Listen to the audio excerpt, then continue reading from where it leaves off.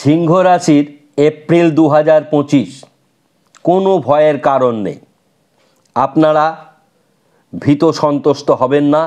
সিংহ রাশির এপ্রিল 2025 তুলনামূলকভাবে অন্যান্য রাশি থেকে এগিয়ে থাকবে।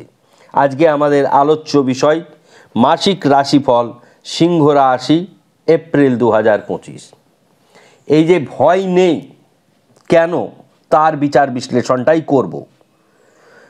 জ্যোতিষশাস্ত্রের প্রথম দিক বিচার এবং দ্বিতীয় দিক বিশ্লেষণ। জ্যোতিষশাস্ত্রের অভিজ্ঞতা দিয়েই জ্যোতিষশাস্ত্র কর। বৈদিক মুনি ঋষিরা যেভাবে জ্যোতিষশাস্ত্রকে বিচার এবং বিশ্লেষণ করেছেন তাতে কোথাও ভয় ভীতি প্রদর্শনের জায়গা নেই। সমস্যা সব মানুষেরই আছে, কারুর বেশি কারুর কম, কখনো বেশি কখনো কম। ভালো মন্দ যেমন আছে এখানেও ঠিক অনুরূপ ফলে প্রত্যেক রাশির প্রত্যেক মাসে 12 ভাবের মধ্যে বেশিরভাগ ক্ষেত্রেই ভালো মন্দের প্রকাশ ঘটে। সবটাই ভালো, কারোর হয়তো আর্থিক দিক খুব ভালো, পারিবারিক দিক মন্দ, কারোর পারিবারিক দিক খুব ভালো, আর্থিক দিক মন্দ, কারোর শিক্ষা অতি শুভ, দাম্পত্য অতি অশুভ। এরই নাম জীবন, এরই নাম গ্রহের কাজ। অর্থাৎ গ্রহরা যে যেখানে থাকবে সেই অনুসারেই তারা ফল প্রদান করবে।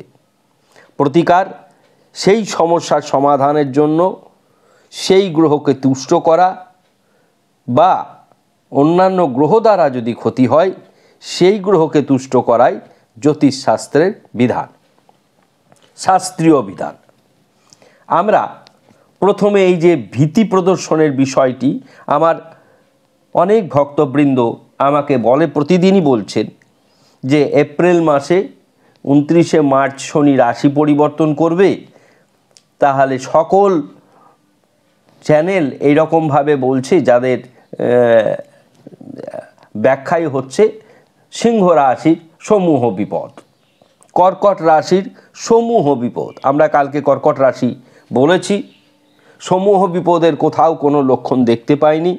কিছু মানসিক দুশ্চিন্তা, কিছু শারীরিক পীড়া থাকবে। কোনো রকম এর চাইতে বেশি ঘটনা ঘটলে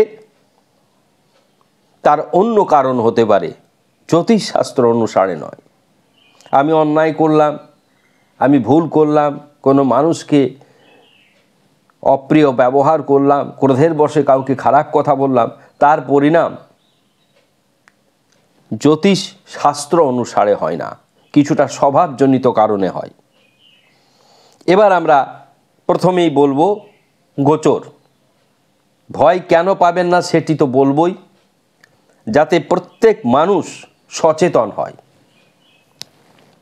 ভীতি প্রদর্শন মানেই আমাকে কিছু করতে হবে, আমাকে কিছু পড়তে হবে, আমাকে কিছু কিনতে হবে। একে তো আর্থিক সমস্যা যাদের রয়েছে তাদের সমস্যা আরও 3 গুণ বেড়ে যাবে। বৈদিক বীজমন্ত্র করবেন, বেশি ভালো থাকবেন। এতে কোনো রকম ভেজাল মেশানোর জায়গা নাই। সঠিক নিয়মে সঠিকভাবে নির্দিষ্ট সংখ্যায় বৈদিক মন্ত্রের কাছে কিছু নেই। গ্রহরত্ন 100 ভাগের মধ্যে 100 ভাগ কাজ করে, কিন্তু তাতে ভেজাল মেশানোর সম্ভাবনা খুব বেশি। আর এমন একজন নেই যারা গ্রহরত্ন প্রাণ প্রতিষ্ঠা করে পড়ে। হোম করেই প্রাণ প্রতিষ্ঠা হয় গ্রহরত্ন ব্রেসলেট, যা কিছু হোম ছাড়া কিচ্ছু হয় না। নাম গোত্র দিয়ে সংকল্প হয়, সংকল্প করেই ষোড়শ উপাচারেই গ্রহরত্নের প্রাণ প্রতিষ্ঠা হয়, যেমন দেবদেবীর প্রাণ প্রতিষ্ঠা হয়। এগুলোই শাস্ত্রে লেখা আছে এবং বলা আছে। আমরা করি কি, যে কোনো একটি রত্ন নিয়ে আসলাম, কেউ বলল ওখানে একজন পুরোহিত খুব ভালো কাজ জানেন, তার কাছে যান, মায়ের পায়ে ঠেকিয়ে একবারে পড়ে নিল। আরে সেই গ্রহের ইষ্ট দেবী যিনি, তিনি তার শোধনের প্রাণ প্রতিষ্ঠা করার মুখ্য ভূমিকা গ্রহণ করবে। কি লাগে শোধন করতে, কি কি এক এক গ্রহের রত্নের এক এক জিনিসপত্র লাগে, সেইগুলো দিয়ে নাম গোত্র দিয়ে হোম করে তবেই গ্রহরত্নের প্রাণ প্রতিষ্ঠা হয়, তার ভেতরে প্রাণের সঞ্চার ঘটানো হয়। আসুন গোচর বলে নেব। এইগুলি বিস্তারে অনেকবার বলেছি, তারপরেও আপনাদের প্রশ্ন থাকে স্বাভাবিক কারণেই। বেশিরভাগ যে কোনো মন্দ বলাটা খুবই সহজ, এর জন্য পড়াশোনা করার কোনো দরকার নাই। মন্দ হবে আপনার, এই ক্ষতি হবে ওই ক্ষতি হবে, তাই এ বলার জন্যে কিচ্ছু লেখাপড়ার দরকার নেই। মন্দ হবে না বলার জন্য প্রচুর পড়াশোনা দরকার। সিংহ রাশির 2025 কোনো ভয়ের কারণ নাই। কেন? প্রথমে আমরা গোচরে ঢুকে যাই। চন্দ্র মেষ রাশিতে, বৃহস্পতি বৃষ রাশিতে, মঙ্গল মিথুন রাশিতে, কেতু কন্যা রাশিতে, 5টি গ্রহ মীন রাশিতে। গ্রহ 5 জন হচ্ছে রবি, বুধ, শুক্র, শনি ও রাহু। এই 5টি গ্রহ, তাদের মধ্যে শুভ গ্রহ, অশুভ গ্রহ, পাপ গ্রহ রয়েছে। যারা অশুভ বা পাপ গ্রহ তারা কে? না তো শনি এবং রাহু, এরা পরস্পরের বন্ধু। বুধ শুক্র শুভ গ্রহ, লক্ষ্মীনারায়ণ যোগ তৈরি করেছে। রবি নৈসর্গিক গ্রহ, শুভও নয় অশুভও নয়। আবার রবি বুধ বুধাদিত্য যোগ তৈরি করেছে। এই যে মীন রাশিতে পঞ্চগ্রহী রাজযোগ তৈরি হয়েছে, শনি 29শে মার্চ রাশি পরিবর্তন করে যেই মিনে গেল, সেইখানে প্রবেশ করে যেমন পিশাচ যোগও তৈরি করেছে, তেমনি পঞ্চগ্রহী রাজযোগ তৈরি করেছে। অনুরূপভাবে বৃহস্পতির সঙ্গে শুক্রের ক্ষেত্র বিনিময় যোগ তৈরি হয়েছে, বুধাদিত্য যোগ তৈরি হয়েছে, লক্ষ্মীনারায়ণ যোগ তৈরি হয়েছে, শুক্র রাহুর ভোগবিলাস যোগ তৈরি হয়েছে, রবি বুধের বুধাদিত্য যোগ তৈরি হয়েছে। সর্বশ্রেষ্ঠ শুভ যোগের মধ্যে 5টি গ্রহ একটি রাশিতে থাকলে তাকে পঞ্চগ্রহী মহারাজ যোগ বলে। এটি একটি মহারাজ যোগ, সমস্ত গ্রহের অশুভত্বকে নাশ করে দেয়। কোনো গ্রহ এককভাবে সেই ক্ষয়ক্ষতি করার জায়গায় থাকে না। দ্বিতীয় বিশ্লেষণ, কেন বেশিরভাগ মানুষ মনে করছেন সিংহ রাশির 8ম স্থানে ঘটনাটি ঘটেছে। 8ম অর্থাৎ মৃত্যুর ঘরে শনি, রবি, যে কোনো জন্মকুণ্ডলিতে 8ম স্থানে শনি অশুভ ফলদায়ক, রাহু অশুভ ফলদায়ক, রবি অশুভ ফলদায়ক, শুক্র অশুভ ফলদায়ক, একমাত্র বুধ শুভ ফলদায়ক। 8ম স্থানে, দ্বাদশ স্থানে বুধ শুভ ফল প্রদান করে। সুতরাং সব সময় দেখতে হবে যে আমার 8ম স্থানে মৃত্যুর ঘরে এতগুলো গ্রহ ঢুকে গেছে, মানে তার মানে আমার জীবন অত্যন্ত ঝুঁকির মধ্যে।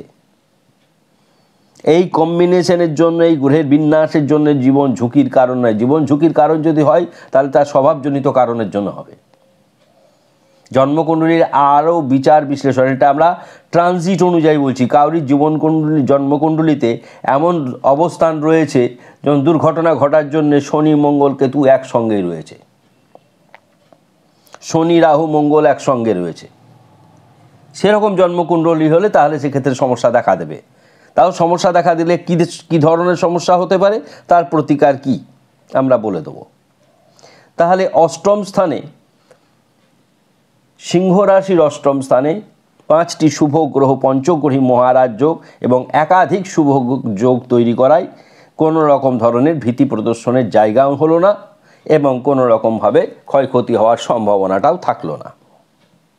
শুধুমাত্র শনি রবি একসঙ্গে থাকলে কি ঘটে, মা বাবার শরীর ভালো যায় না। তার মধ্যে বিশেষ করে বাবার শরীর ভালো যায় না, কেননা রবি পিতৃকারক গ্রহ। কিন্তু এখানে মানসিক দুশ্চিন্তা বৃদ্ধি পাবে। এই মানসিক দুশ্চিন্তা বৃদ্ধি পাওয়ার সঙ্গে সঙ্গে তার প্রতিকার কীরকম হবে সেটি আমরা বলবো।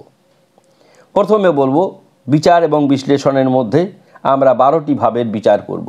শরীর তনুভাব, শরীর মন শুভাশুভ অর্থাৎ ভালো মন্দ মিশ্র, ধনস্থান অতি শুভ, 10ম ক্ষেত্রে বৃহস্পতি নিজে, একাদশে মঙ্গল অর্থাৎ ধনস্থান ভালো, ভ্রাতা ভগ্নী ভালো, মা বাবার শরীর ভালো যাবে না, শিক্ষা শুভাশুভ, সন্তান অতি শুভ, গুপ্ত শত্রু হ্রাস পাবে, রাজনৈতিক কেরিয়ার উজ্জ্বল হবে, ডাক্তারি শল্য চিকিৎসা জগতে অভূতপূর্ব পরিবর্তন উন্নতি দেখা দেবে। ভাগ্য অতি শুভ।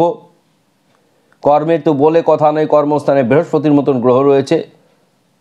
কর্মপ্রাপ্তি, কর্মে উন্নতি, সরকারি বেসরকারি উভয় ক্ষেত্রেই হবে। আয় বৃদ্ধি পাবে, প্রচুর পরিমাণে আয় বৃদ্ধি পাবে। এবং সবচাইতে বড় ব্যাপার হচ্ছে ভয়ঙ্কর কোনো রোগ ব্যাধি দুর্ঘটনা ঘটবেই না।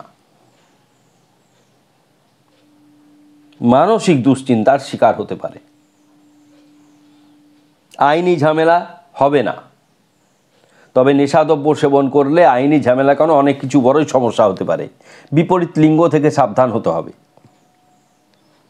অষ্টমে শুক্র একটা সমস্যা তৈরি করে, কাজেই যেখানে সমস্যা সেখান থেকে সাবধান হতে হবে। আমরা আমাদের বিচার এবং বিশ্লেষণের মাধ্যম দিয়ে কোথায় ভালো কোথায় মন্দ পরিষ্কার বুঝিয়ে দিলাম। আসুন এবার জেনে নিই আমরা প্রতিকার কি করব। মানসিক দুশ্চিন্তা বৃদ্ধি পাবে, সেই কারণে মানসিক দুশ্চিন্তা অত্যন্ত ক্ষতিকারক জিনিস। এটা বৃদ্ধি পেলে কি এবং মা বাবার শরীর ভালো যাবে না। কি করবেন? প্রত্যেক শনিবার এবং সোমবার নিরামিষ আহার করবেন। 1, 2, শনিদেবকে প্রত্যেক সপ্তাহে নীল অপরাজিতার মালা পরাবেন, নারকেল প্রদান করবেন, অশ্বত্থ বৃক্ষে সর্ষের তেলের প্রদীপ উত্তর দিকে মুখ করে জ্বেলে দেবেন। আর 3 নম্বর, অবশ্যই ফিরোজা ও টাইগার সারা এপ্রিল মাসের মধ্যে, এপ্রিল মাসের প্রথম সপ্তাহ হলো অত্যন্ত ভালো। যারা এরকম হোম যাগ যজ্ঞ করে প্রাণ প্রতিষ্ঠা করে সেখান থেকে গিয়ে এই কাজকর্ম করে নেবেন। যারা আমাদের সঙ্গে যোগাযোগ করতে চান হোয়াটসঅ্যাপ করবেন 7001608953 নাম্বারে। আশা করি সকলেরই এই অনুষ্ঠান ভালো লাগলো। ভালো লাগলে অবশ্যই মন্তব্য করবেন এবং শেয়ার করতে ভুলবেন না। আমরা গ্যারেন্টি দিয়ে বলছি সিংহ রাশির কোনো ক্ষয়ক্ষতি হবে না, ভয়ের কোনোই চিন্তা নেই। আশা করি আপনাদের বোঝাতে পেরেছি। ভালো লাগলে কিন্তু অবশ্যই মন্তব্য করবেন, শেয়ার করতে ভুলবেন না। ধন্যবাদ, সকলেই ভালো থাকুন।